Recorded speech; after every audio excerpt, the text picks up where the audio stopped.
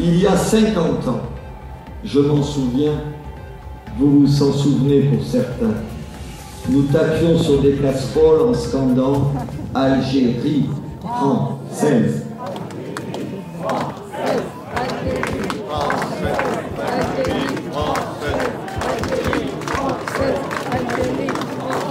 Il faudrait aujourd'hui, avec la même ardeur, avec la même détermination, dire non à cette France métissée qu'on nous promet, qu'on nous annonce, qu'on nous vend. Dire non à cette France multiculturelle qu'on nous impose. Mais dire oui à une France fière d'elle-même, fière de son histoire, fière de ses racines judéo-chrétiennes, cette France que nous voulons transmettre intacte à nos enfants. Je voudrais, avant que nous entonnions le chant des Africains, je voudrais, en votre nom à tous, je sais que c'est en votre nom à tous, dire, redire, répéter ce qui est notre viatique, notre credo, notre passé et, je l'espère, notre avenir. Vive la France! Vive la France française!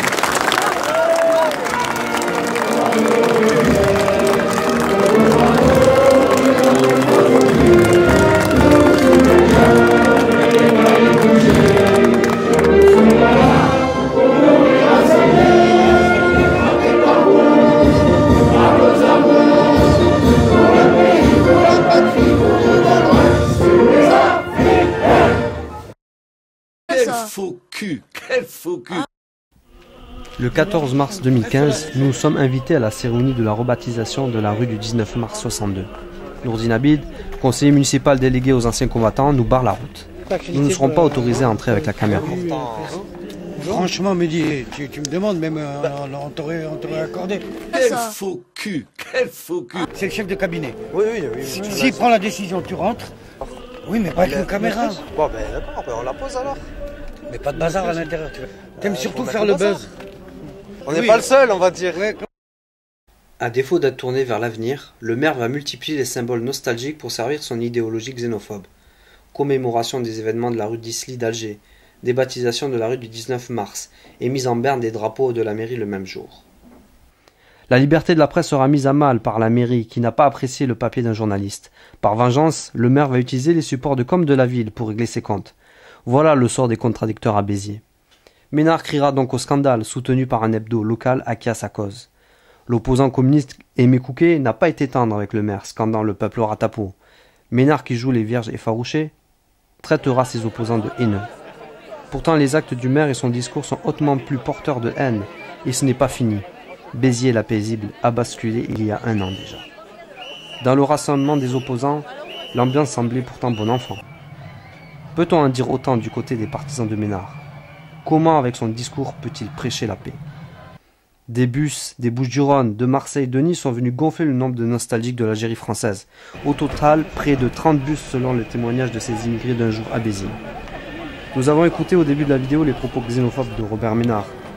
Non à cette France métissée et multiculturelle.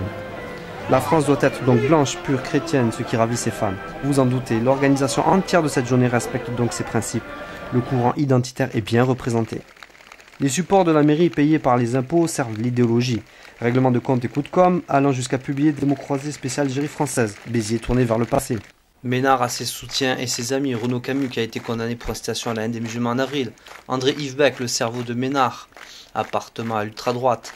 La Ligue du Midi, ce groupe politique qui était présent à l'intérieur même de l'enceinte de la cérémonie de la débaptisation de la rue.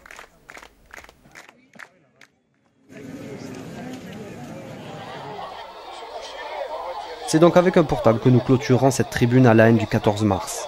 Un voisin excédé agite un drapeau algérien. La réaction des enfants de chœur de Ménard ne se fait pas attendre.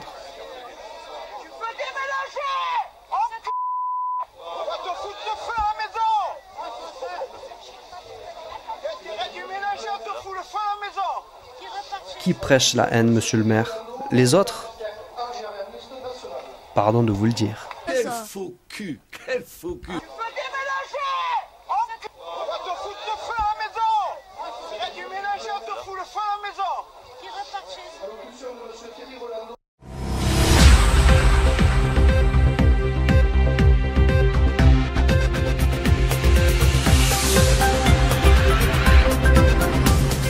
Quel faux cul, quel faux cul.